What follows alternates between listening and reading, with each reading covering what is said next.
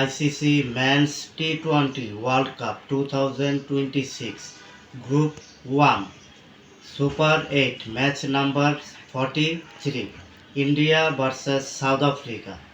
Match played at Narendra Modi Stadium, Ahmedabad. South Africa won the toss, elected to bat first. South Africa 20 overs, 187 runs, lost by 7 wickets. David Miller is the highest scorer, 63 runs, 35 balls. Then India team best bowling spell, Jasprit Bumrah, 4 overs, no maiden, 15 runs, 3 wickets taken. India team 18.5 overs, 111 runs, all out.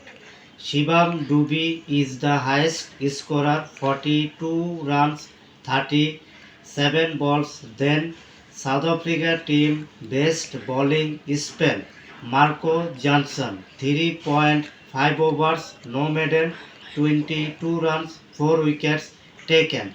South Africa team won by 76 runs in this match. Player of the match, David Miller. Congratulations, South Africa cricket team.